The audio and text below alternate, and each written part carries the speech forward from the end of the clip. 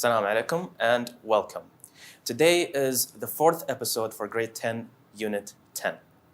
In this episode, we'll be learning about reading and summary. What will happen in the beginning is I'll give you tips on how to do your reading comprehension that will help you and give you the best possible way to get full marks. At the same time, we'll also help you in tips on how to summarize and paraphrase. So let's begin with our reading comprehension tips. First of all, make sure you go through the questions first and then read the passage. That will help you understand what the ideas are involved inside the text, and at the same time, it will help you find your answers later on. Do not get stuck on particular words. If you do, I recommend that you read the sentence again to understand the context, and then that will help you guess the words. Opening and closing paragraphs require extra focus, so pay attention to these things. Write your answers in full sentences. Don't write them in short sentences. Reading the first sentence of a paragraph will give you the main idea of that paragraph. This is also a trick that will help you find your answers a lot quicker when you want to answer the questions. During your reading, read the text and underline or circle the keywords or possible answers. For the types of questions that you'll be facing in the exam, you'll begin with multiple choice. And multiple choice comes in three different types of questions. The first one is best title and main idea. Basically, you'll be asked what the best title is for the text, or what do you think the main idea behind the text is. For the vocabulary, you'll have either of these three. Either will ask you about the synonym of a certain word, meaning the closest meaning to the word, or will ask you about the antonym of a certain word. It means the opposite of a word. Last but not least, the definition. We'll give you a word and we want you to define it or give us the exact meaning of this word. Number 3 will have word reference.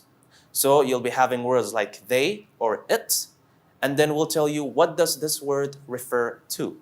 Number 4 is locating explicit information, and I'll explain this in a bit. Number 5, negative factual information. We'll give you 3 different statements that are false and 1 statement that is true that you have to choose, or it could be the opposite. We'll give you 3 true statements and 1 false statement. Number 6, you'll have the purpose of the writer. Why did the writer write this text? Or what is the moral lesson behind the text? For the predictive questions, you'll have 2 different types of questions. The first one is the explicit.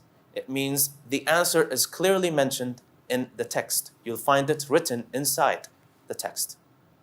The implicit question means the answer is implied and not given explicitly in the text.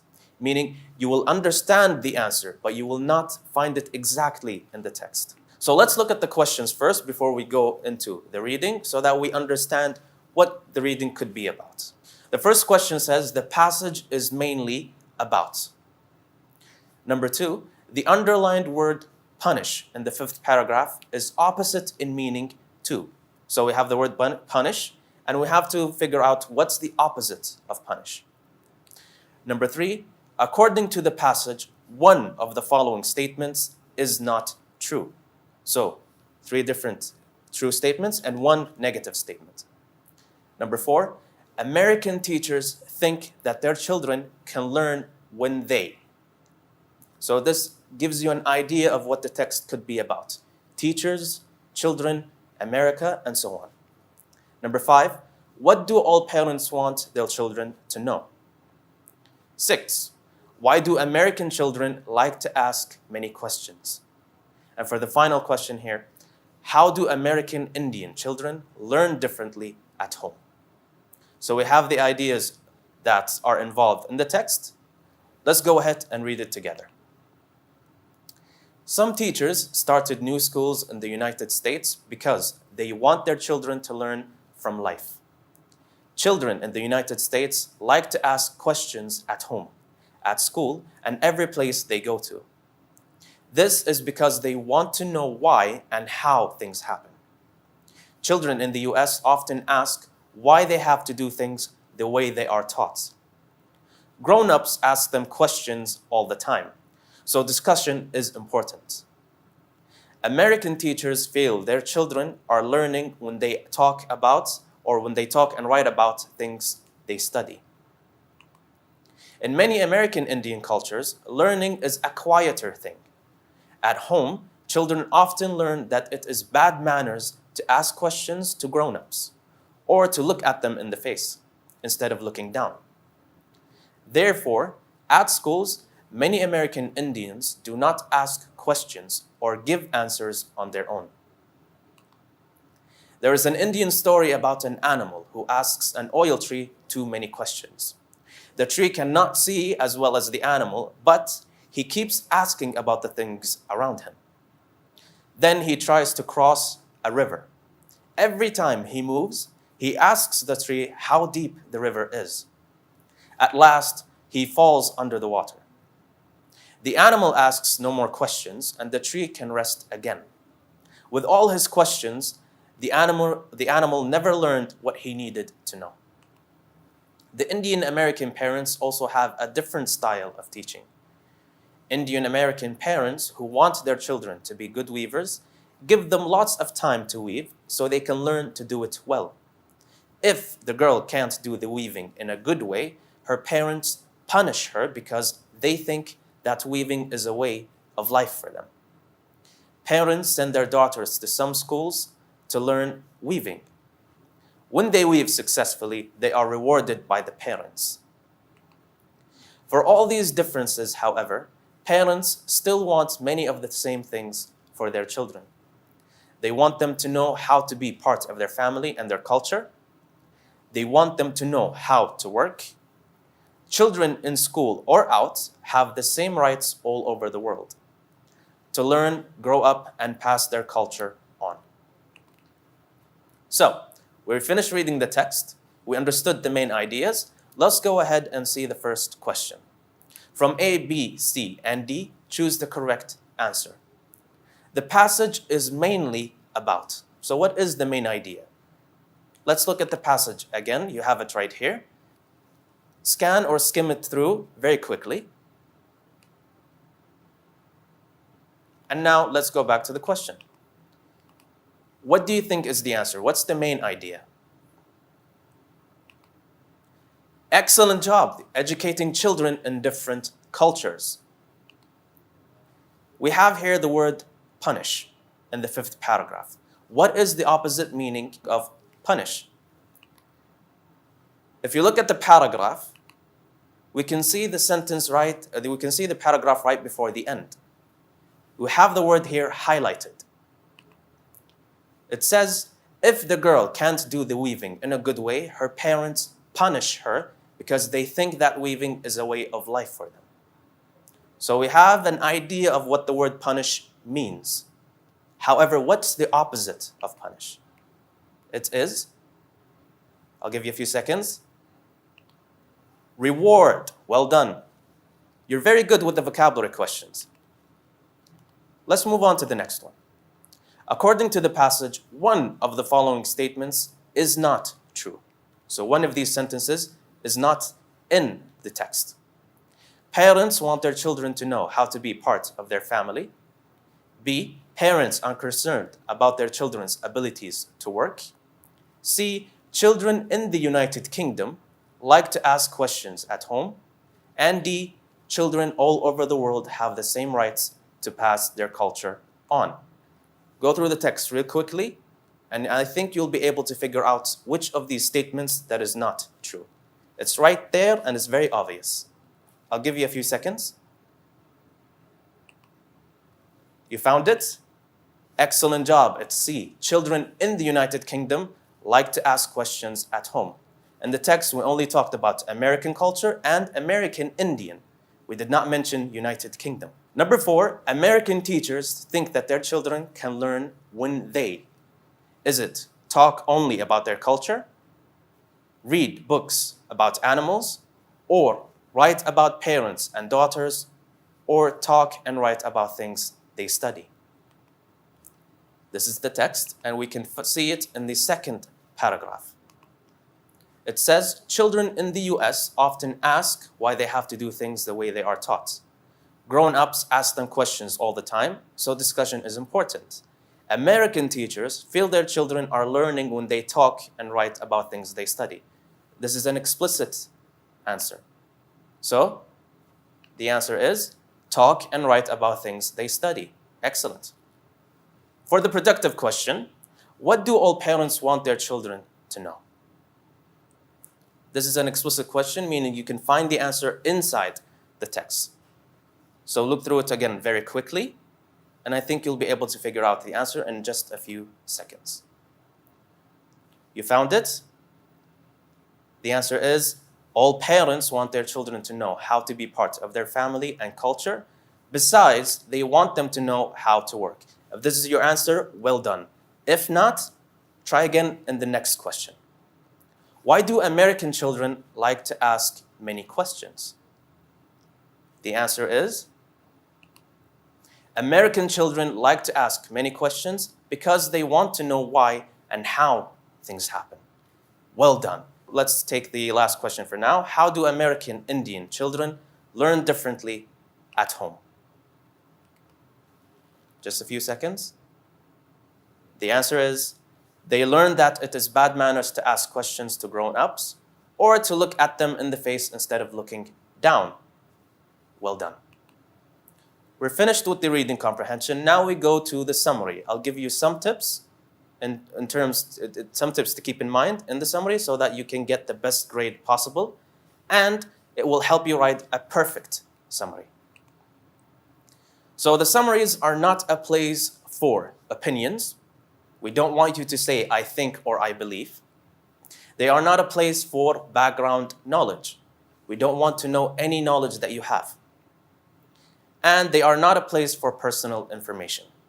If you want to summarize a text, do the following.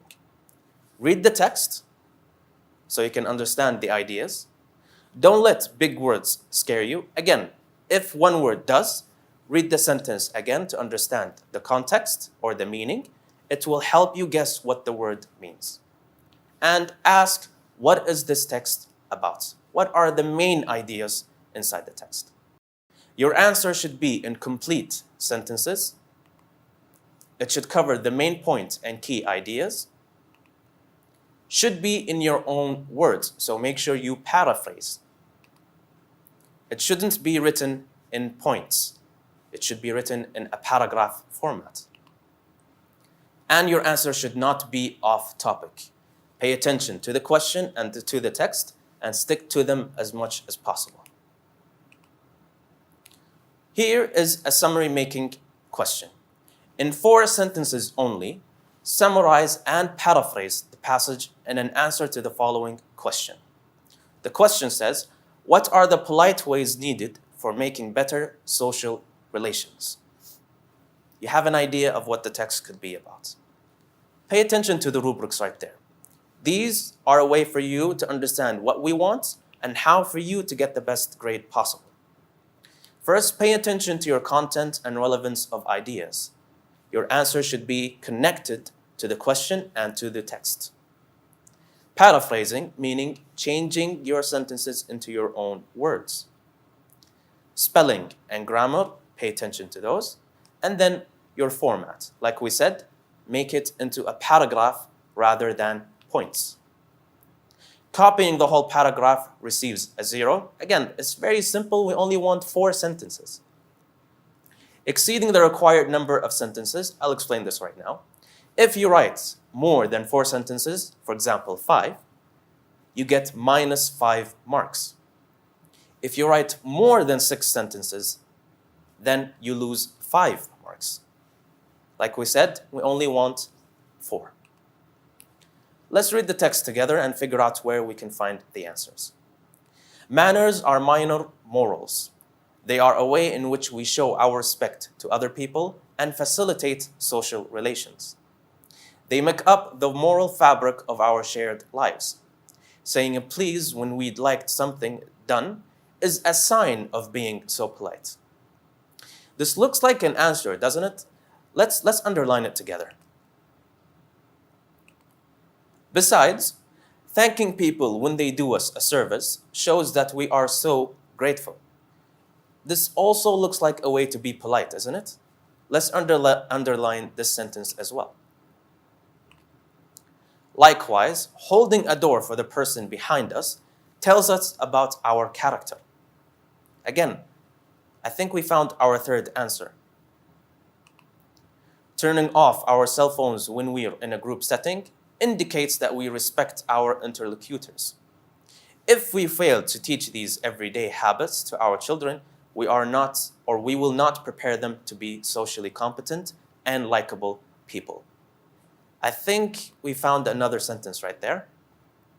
When society in general fails to teach manners to the young, it paves the way for the gross violations of civility, behaviors, rules. Here are some tips for paraphrasing that I want you to keep in mind. Make sure you understand the passage. Break up and join ideas. Elaborate on or shorten some ideas. Maintain the idea of the original passage as truly as possible. To use your own words, you are advised to do the following. So if you want to paraphrase, you can do that by changing the vocabulary. 2, you can transform a sentence, let's say from an active voice into a passive voice. This is also a paraphrase. Number 3, change the word class. For example, a verb, change it into a noun to adjective, or adjective into adverb, and so on. So let's paraphrase the first answer that we found. Saying please when we'd like something done is a sign of being so polite. We have the word or the sentence is a sign of being so polite. Let's change it into something else. There are many ways to show respect, saying please when we want something from others. You see what we did there? We changed the sentence, but the meaning remained the same. Instead of saying is a sign of being so polite, we said ways to show respect. Sentence number 2, besides, thanking people when they do us a service shows that we are so grateful. We have the word besides, thanking people, and do us a service. Let's see what we can do to change these wordings. Second, this is a connector. Make sure you have these connectors in the paraphrase. Being thankful. You see what we did? Thanking people, we changed it to being thankful for those who do us a favor. We changed the word service into a favor. What we did here is we changed thanking, which is a class change, from a verb into being thankful, an adjective. We changed service, which is a noun, into a different word with the same meaning, favor. Number 3, likewise, holding a door for the person behind us tells a lot about our character. We have the word holding and the person. Let's change them. Third is to open a door for other people behind us. We changed holding into opening a door. The person, we changed it to other people. Again, we changed the words, but the meaning remained the same. Number 4, turning off our cell phones when we're in a group setting indicates that we respect our interlocutors.